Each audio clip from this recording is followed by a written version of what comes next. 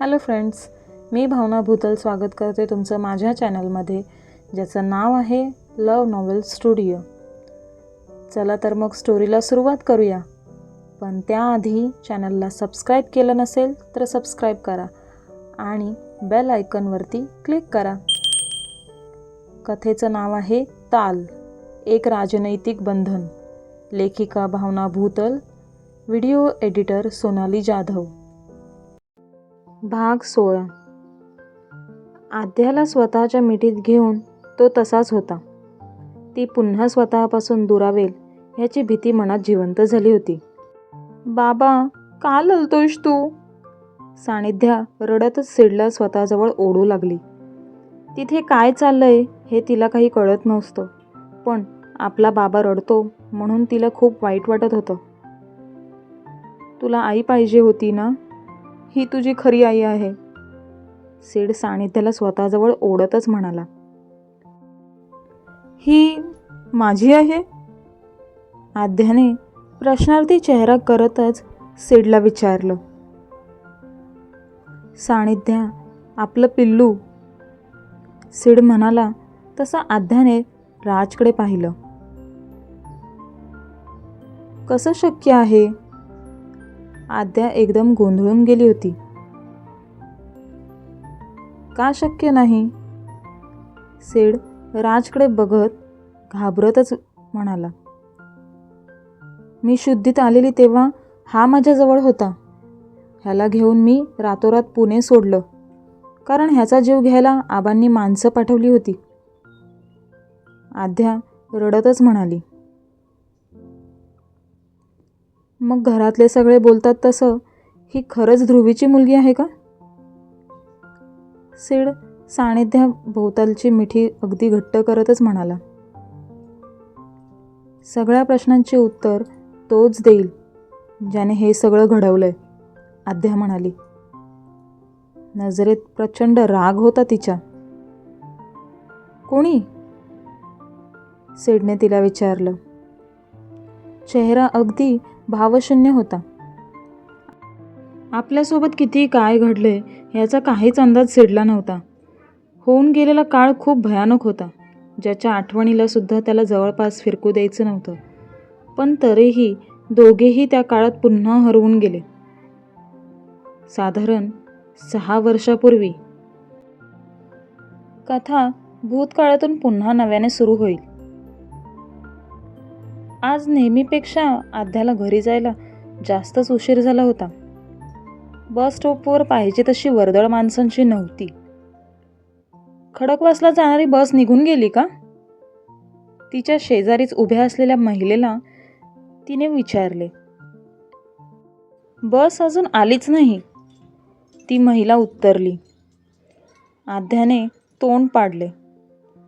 आज मामी पुन्हा ओरडणार या भीतीने तिच्या पोटात गोळा आला होता. पावसाने तात्पुरती विश्रांती घेतली होती, तरी अचानकपणे कधीही कोसळेल ह्याची भीती देखील तिला वाटत होती. कालसारखी बस आलीच नाही तर? तिने स्वतःलाच प्रश्न केला. दातात चाफेकळी चावत ती वर आकाशात पाहू लागली. नको हा पडूस, आकाशात पाहतच ती म्हणाली. बस स्टॉपवर उभी असलेली मंडळी तिचं निरागस वागणं बघून हसू लागली. ए दादू, बॅग पकड ना माझी, मगासपासून तिच्याकडे टक लावून बघणाऱ्या मुलाला ती म्हणाली. तिच्या नजरेत दिसणारी चमक आणि तिच्यातील निरागसपणा बघता त्याला तिला नाही बोलायला जमलेच नाही. ती मात्र ओढणी काढून खांद्यावरून कमरेभोवती गुंडाळू लागली आणि एकटीच स्वतःसोबत तिची बडबड सुरू झाली. ह्याला संध्याकाळ म्हणावी की ढगाळ वातावरण? छत्री असून सुद्धा मी भिजलेच. बसला अजून उशीर झाला तर मात्र माझं काही खरं नाही. असाइनमेंट पण पूर्ण करायची आहे मला. घरी जाऊन कामं कधी करणार आणि अभ्यास कधी करणार? खूप दुष्ट आहेस तू. कोण, मी? त्याने प्रश्न केला. अरे तू नाही रे दादू, उपरवाला. तू तर खूप छान आहेस आणि सोबत हँडसम सुद्धा. तुला छान अशी बायको लवकरच मिळेल. माझी बॅग पकडलीस त्यासाठी thank you Dadu. Have a great day. स्वतःची बॅग काढून घेतच ती म्हणाली. सारखं सारखं दादू म्हणते म्हटल्यावर त्याच्या भावना थोड्या दुखावल्या गेल्या. पण तिने त्यावर मलम म्हणून गोड शब्दात त्याची आणि त्याच्या होणाऱ्या बायकोची स्तुती केली. हे पाहून त्याच्या चेहऱ्यावर स्मित उमटले. त्याच्या चेहऱ्यावर उमटलेलं हसू पाहून आध्या गालातल्या गालात हसली. बॅग पाठीवर टांगत ती बसची वाट पाहू लागली. तसं स्वारगेटपासून खडकवासला अर्ध्या तासाच्या अंतरावरच होते, पण त्यापेक्षा जास्त वेळ तिला लागणार होता, कारण खडकवासला पासून अजून 2 किलोमीटर अंतरावर तिला पायी तुडवून जायचं होतं. इतका उशीर झाला म्हणजे थेट गावात सोडणारी बस तिला भेटेल ह्यावर तिला शंका होती. बस येईपर्यंत तिची चुळबुळ चालू होती.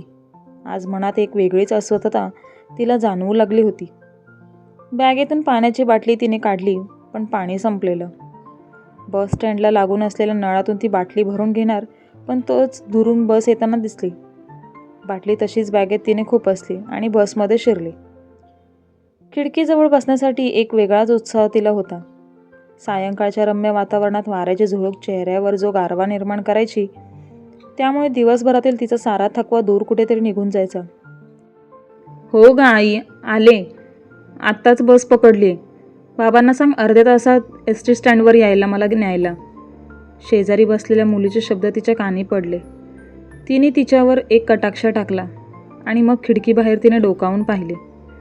प्रेम, काळजी आणि तिच्याबद्दल आपुलकी असणारी माणसं तिच्या आयुष्यात नव्हती. खंत थोडी फार होती, पण ती कधी तिच्या हसऱ्या चेहऱ्यावर दिसून येत नव्हती आणि ती ह्या सगळ्या गोष्टीचा कधी विचारसुद्धा करत नव्हती. दुःखात सुद्धा सुख शोधण्याची कला तिच्यात होती. नेहमीच्या सवयीप्रमाणे कानाला स्पर्शून जाणाऱ्या थंडगार वाऱ्याने तिला झोप लागली. एस टीमधली 15 मिनिटांची झोप तिला खूप सुखावून जायची. जवळपास 15 मिनिटं सरली. अचानकपणे ढोल ताशांचा आवाज तिच्या कानी घुमला आणि तिची झोप चवताळली. आपल्यासाठी एकच साहेब, अण्णासाहेब, अण्णासाहेब. आपल्यासाठी एकच साहेब, अण्णासाहेब, अण्णासाहेब. अण्णासाहेब विधानसभा परिषद जिंकले वाटतंय. बसमध्ये कुजबूज सुरू झाली. आध्या अजूनही झोपेत होती, पण आजूबाजूला जे काही घडत होतं त्यावरून आपण कुठे आहोत ह्याचा ती अंदाज लावण्याचा प्रयत्न करत होती. काही क्षण डोळे मिटून ती तशीच बसून राहिली. निवडणूक जिंकल्याचा जल्लोष चालू होता. संपूर्ण रस्ताभर अण्णासाहेबांची माणसे होती. एस टी थांबली हे बघता अण्णासाहेबांची माणसं गाडीत शिरली. प्रत्येकाच्या हातावर पेढे टेकवत होती. आध्याने ओढणीची गाठ सोडत ती नाकावर धरली. फटाक्यांचा दुर्गंधित धूर तिच्या नाकात बोचू लागला. बाहेरील गर्दी बघता बस पुढे जाईल अशी अपेक्षा करणं तिला व्यर्थ वाटू लागलं. बसल्या जागीच तिची चुळबुळ सुरू झाली. गाडी खडकवासला येऊन पोहोचली होती. पुढील रस्ता पायीच जाऊयात, तसं पण बाहेरील गर्दी बघता खडकवासाहून गावात सोडणारी बस आपल्याला भेटेल अशी चिन्ह तिला काही दिसत नव्हती. हो नाही करता तिने पायीच रस्ता तोडवायचं ठरवलं आणि बाहेरील गर्दीत उतरली. बाहेरील हवेत उधळणारा गुलाल बघता ती पुन्हा एस टीची पावलं चढून उभी राहिली. माझ्यावर कसलाच डाग नको लागून देऊस प्लीज. एकतर हाच सफेद ड्रेस आहे. आज खूपच उशीर झाला म्हणून मी बदलला नाही. आजच्या दिवस सांभाळून घे. डोळे मिटूनच तिने देवापुढे स्वतःच्या मनातील व्यथा मांडली. गर्दीला बाजूला सारत ती एक एक पाऊल पुढे टाकू लागली. सफेद ड्रेस खराब होऊ नये म्हणून तिने ओढणीत स्वतःला गुंडाळून घेतलं. दादू साईड, काकू साईड करत ती वाट काढत पुढे जाऊ लागली. तिच्या आवाजात इतका गोडवा आणि नम्रपणा होता की समोरचा व्यक्ती पुढच्या दोघांना बाजूला करत तिला वाट काढून देत होता. पुढे ती जात होती, पण मागे वळून मदत केलेल्याचे आभारसुद्धा मानत होती. कसंबसं वाट काढत ती त्या गर्दीतून बाहेर पडली. पुढे रस्त्याला 2 फाटे फुटले होते. एक रस्ता जो तिला अर्ध्या तासात घरी पोहोचवणार होता, तर एक रस्ता जो तुडवेपर्यंत तिला तासभर तरी लागणार होता. तसे दोन्ही रस्ते तिच्या परिचयाचेच. जास्त विचार न करता तिने लवकरात लवकर घरी जाण्यासाठी ती जंगली वाट निवडली, जी तिला अर्ध्या तासात घरी सोडणार होती. काही माणसं त्या वाटेने तिला जाताना दिसली. त्यांच्यासोबत काही स्त्रियासुद्धा त्या आडवाटेने जात होत्या.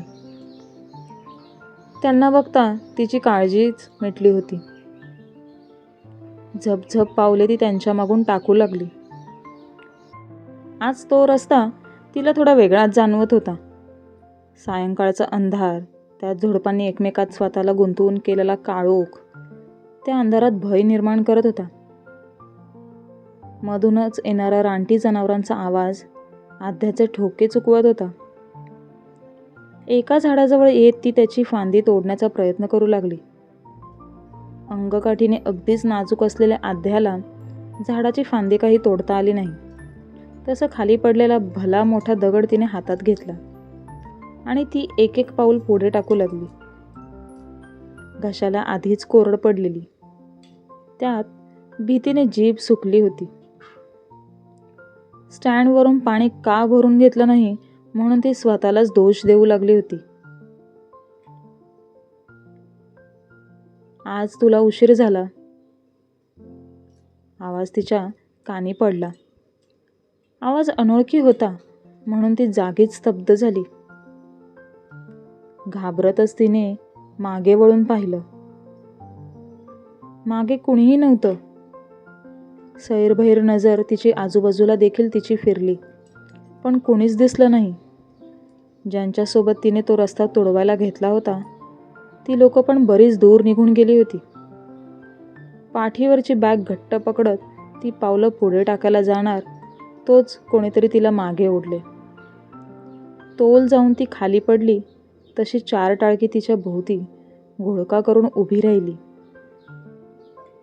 वाचवा म्हणून ती एक किंकाळी तिच्या तोंडून बाहेर पडली. दुसरी बाहेर पडणार त्या आधीच एकाने तिच्या तोंडावर हात ठेवून तिची बोलती बंद करून टाकली. पाणावलेल्या डोळ्यांनी ती त्या चौघांकडे पाहू लागली. साहेब, मासोळी जाळ्यात लागली, एक जण फोनवर बोलत म्हणाला. आध्या त्यांचं फोनवरील बोलणं अर्धवट ऐकू लागली. सगळे शब्द कानावर अस्पष्ट पडत होते आणि तिला घेरी येऊन ती बसल्या जागीच कोसळली. आध्याच्या घरी. आध्याची मामी आध्याच्या मामाच्या पाठी किरकिर करू लागली.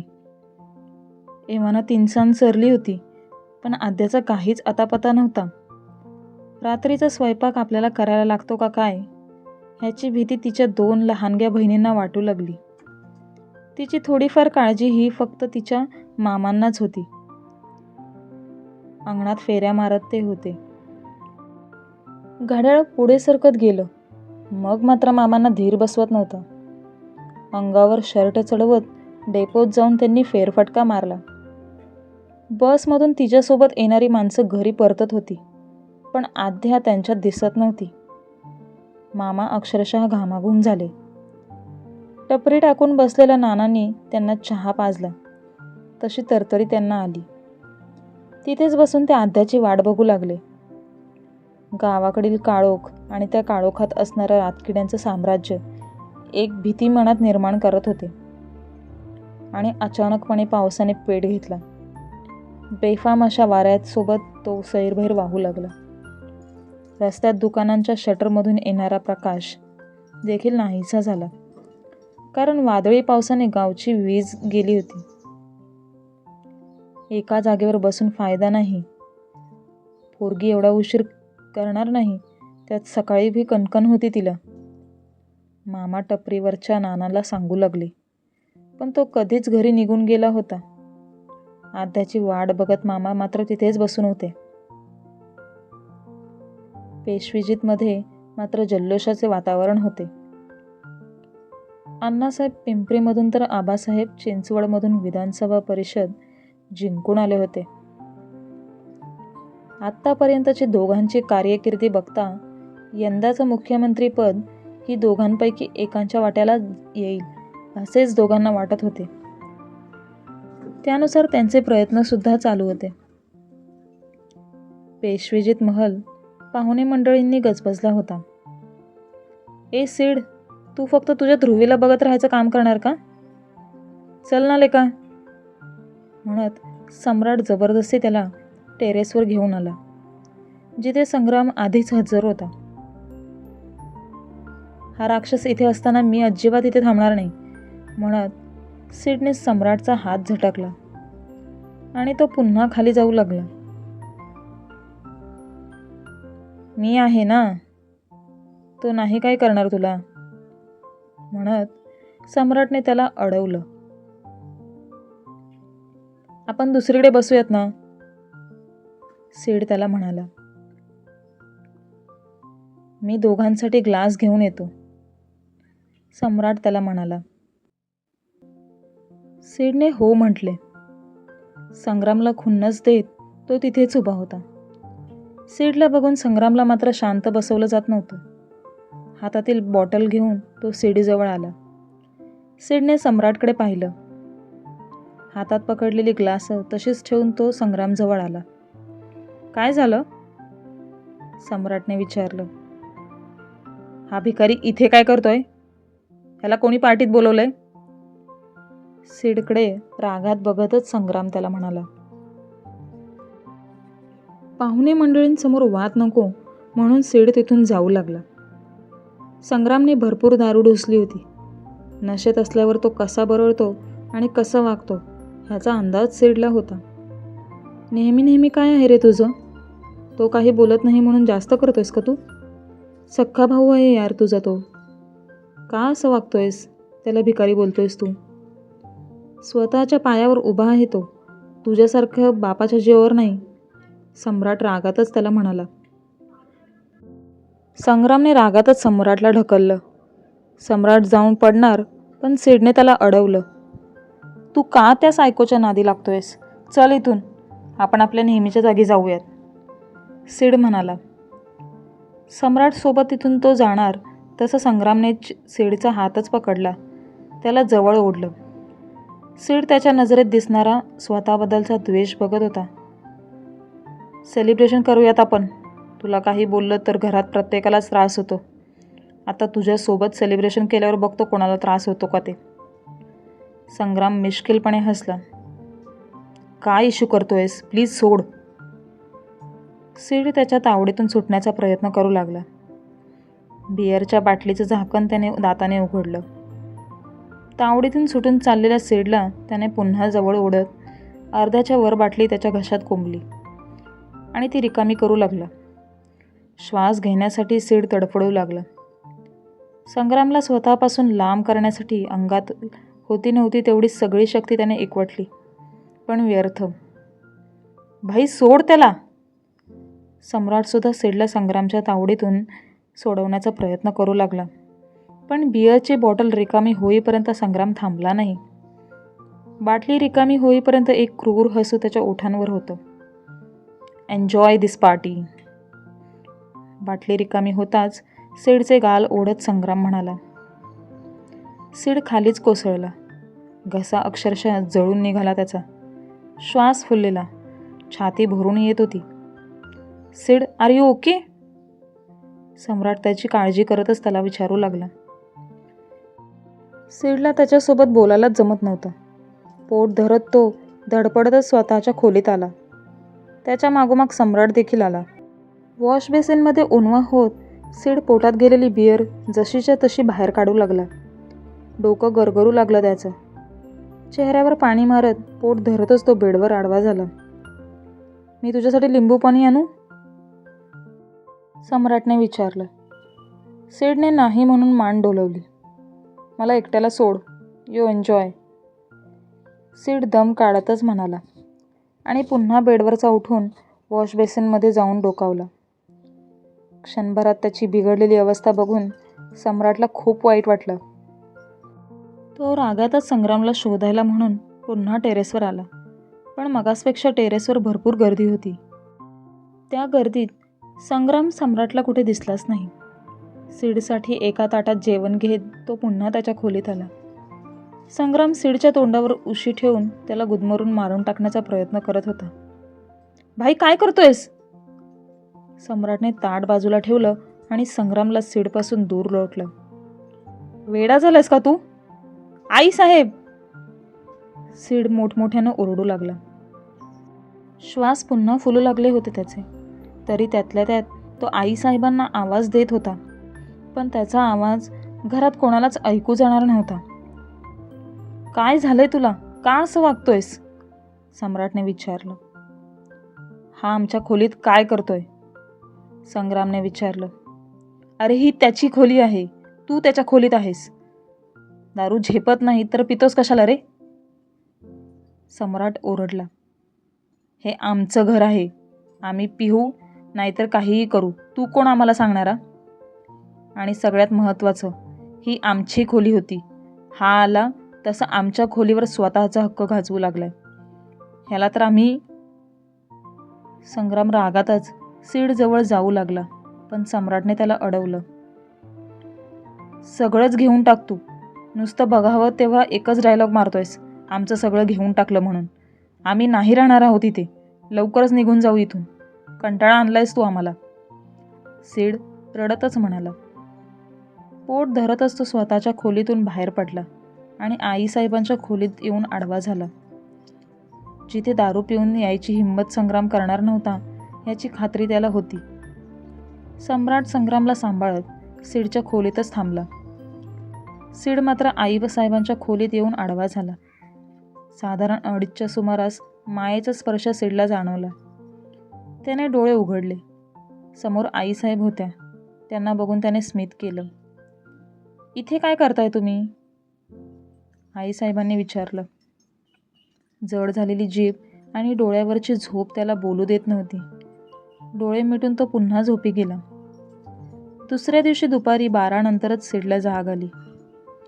अण्णासाहेब आणि संग्रामचे वाद चालू होते. डोळे चोळतच सीड बेडवरून उठला. तसं दोघांच्या रागीट नजरा त्याच्यावर येऊन थांबल्या. काय झालं? सीडने वडिलांना विचारलं, पण दोघेही शांत होते. खिशातील मोबाईल व्हायब्रेट होत होता. मित्रमंडळीचे फोन त्याला येत होते. पायात चप्पल चढवत तो खोलीबाहेर पडू लागला. तुम्हाला समाजसेवा करायचा जास्तच माज चढला असेल तर करा. काय काशी करायची ते करा. पण खबरदार, आम्हाला ह्यात गुंतवाल तर तुमची सत्ता अशी संपवून टाकू आम्ही. बोटांची टिचकी वाजवत स्वतःच्या वडिलांना धमकावतच संग्राम म्हणाला. सीड जागेच स्तब्ध झाला. मागे वळून त्याने वडिलांच्या चेहऱ्यावर विलक्षण भाव पाहिले. तुम्ही इथे काय करतायत? निघा इथून. समोरून आबा आले. आबा म्हणजे अण्णांचे मोठे भाऊ. सीडला दरवाजाकडे बोट त्यांनी दाखवलं. आम्ही जातच होतो, सीड म्हणाला. एक नजर स्वतःच्या वडिलांवर टाकत तो तिथून बाहेर पडला. बाहेर सम्राट होता, जो दरवाजाला कान लावून होता. झाला का भाई रेडी? सीडला त्याने विचारलं. कशासाठी? काय चाललंय आत? सीडला काहीच कळत नव्हतं. सम्राट त्याचा हात पकडत त्याला बाहेर घेऊन आला. ते बघ म्हणत टीव्हीवरील ठळक बातमी सम्राटने सीडला दाखवली. बातमी वाचता सीडचे डोळे पांढरे झाले होते. क्रमशः काय असेल ती ठळक बातमी लवकरच कळेल. हा भाग कसा वाटला ते नक्की कळवा. तुमच्या कमेंटची वाट बघत आहोत. धन्यवाद.